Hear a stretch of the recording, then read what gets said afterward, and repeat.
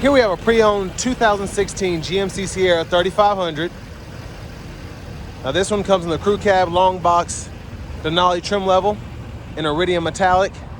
And then we have jet black leather interior. For the powertrain, we get a 6.6 liter Duramax turbo diesel V8 engine. And that's mated to the 6-speed automatic Allison transmission. And this one has just a little bit over 56,000 miles, so we're gonna see how it's held up. Around to the front end here, one of my favorite front fascias here, just in the GMC lineup in general. We have the HID headlamps, LED daytime running lights, and then the halogen fog lights. And it just gives a nice beefy, yet sophisticated look to this truck, especially with that Denali grille there.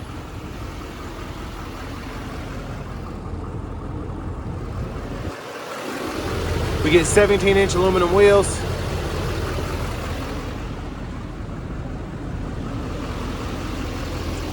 Running boards there. Let's go ahead and open the driver's side door. Memory seat functions, power windows, power child locks, as well as rear window locks there, or electronic I should say. And then power door lock controls, power mirrors with power folding side mirrors. We can adjust those there. And then we have the turn signal indicators in the side mirrors too. Pretty good space here in the door panel. Bose sound system, trailer brake controller, 4-wheel drive controls, and then we have our headlamp controls, foot pedal parking brake.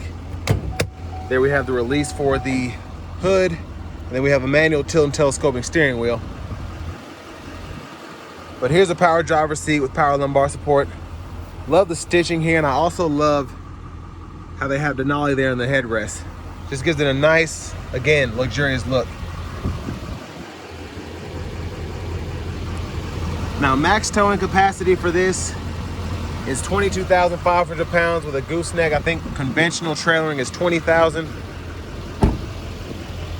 But I had that seat up front adjusted for someone of my size, being 6'3" with longer legs. So we're gonna go ahead and take a look at the rear seat space. So pretty good space back here. Seat back pockets are on both sides. It's a 12-volt there. View of the front from back here. And this one does have an aftermarket DVD player if you're interested in that. The middle seat folds down, bottle holders are there. And then grab handles there. Let's go ahead and make our way towards the back. And then the seats here, you can fold that up. You have a little additional storage down in there. Side step here if you ever want to use that.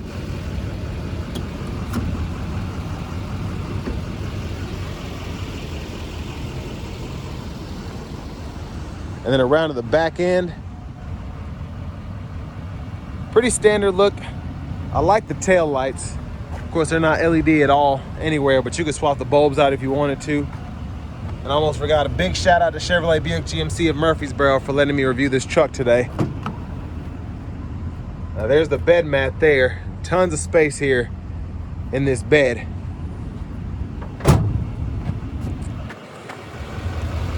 Spare tire underneath there.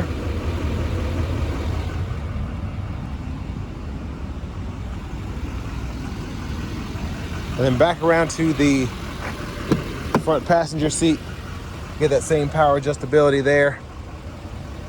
And then side pockets right around the center stack here on both sides. Lockable top compartment, lower glove compartment here. Owner's manuals are still in here. And with this kind of mileage and just the condition this is in, I can tell this one was pretty meticulously cared for. Just a few scuffs around, but for the most part, everything's working and all that. And there's the 6.6 liter turbo diesel V8.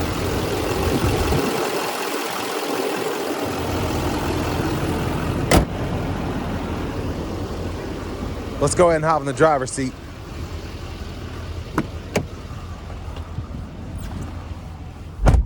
So we do get a leather wrap steering wheel here. There's the horn sound. Now over here to the radio, you do get AM, FM, as well as XM radio. Doing. And then on top of that, you have Bluetooth audio. But you also have Apple CarPlay, Android Auto compatibility wired, a navigation system here, type in a destination, so on and so forth. And then you have Pandora as well when that's hooked up with a subscription. Language can be changed in there. And then your vehicle settings are in here. You also have XM weather and XM traffic you can use if you want to. Backup cameras there, guidelines follow you as you turn the steering wheel. And then down here we have the dual zone automatic climate controls, 3-stage heated cool front seats. We still have adjustable pedals here, traction control, bed lamp, parking sensors, lane keep system, and then the exhaust brake is there.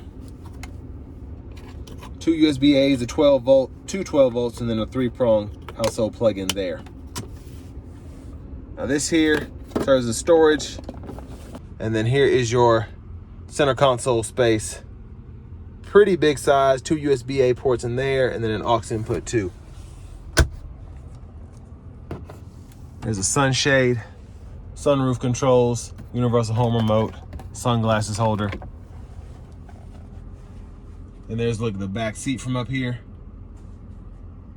You also have a power sliding rear window, which we can adjust there. And there's the roof. And then I like that we have the premium lights, the LED lights right there for the front. Vanity mirror.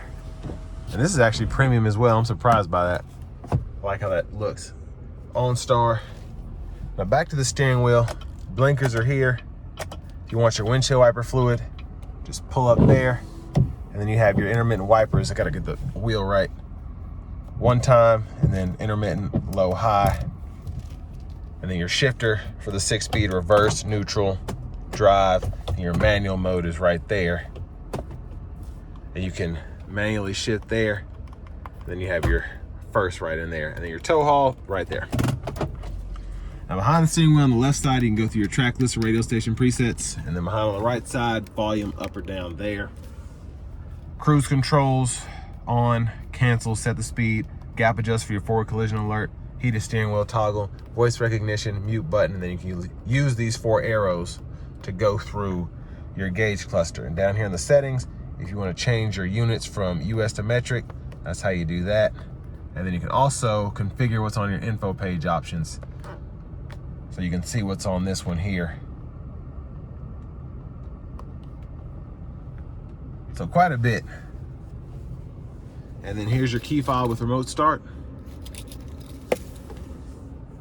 But next, let's go ahead and take this 2016 Sierra 3500 HD Duramax out on the road for a test drive.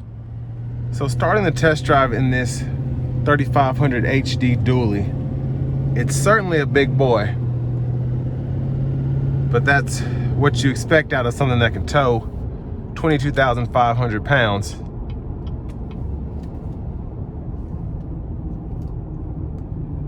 But it's just a little wider in the back, nothing too crazy.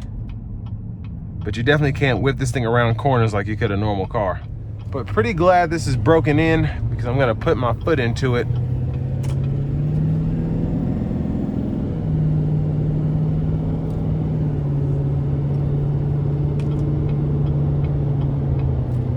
We'll definitely put our foot to the floor getting on the interstate.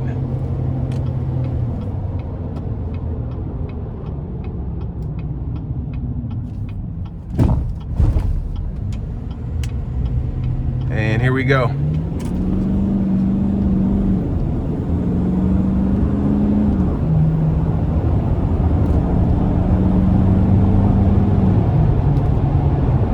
So definitely gets up to speed pretty quickly.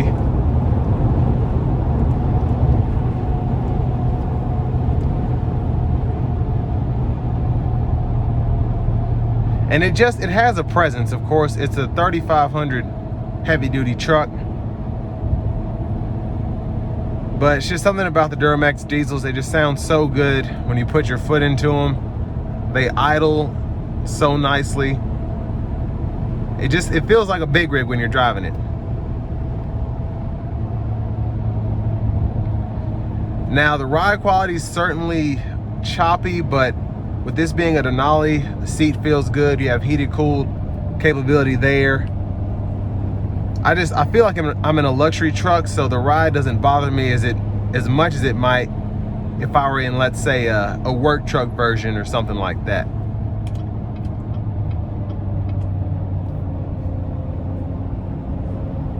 But I mean, the power is definitely here. It's just, even with it being a full-size heavy-duty truck, it's still fun to drive. Just having this powertrain. Now this is still a 56, 57 grand truck. Just because the diesels hold their value so well. Just in terms of reliability, not worrying about engines necessarily going out. Because they're diesel powertrains, they're expected to hold up like your 18-wheelers, things of that nature that can get 800, 900,000 miles on an engine and transmission. Because these are meant to work.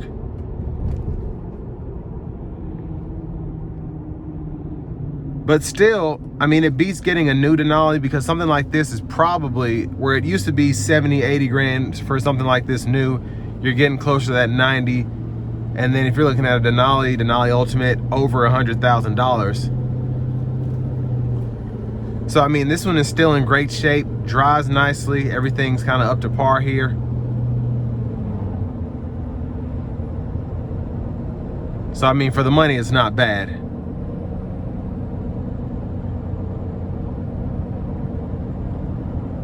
But compared to the Ford F-Series, I think around this year, they were about neck and neck when it came to tech. I feel like GM always had the upper hand with making sure a bunch of these newer models had Apple CarPlay, Android Auto before a lot of us even knew what that was. And it's just funny, in some of the newer models that GM's offering, they're trying to take that away. And of course, with navigation systems, pretty much everybody has a subscription service.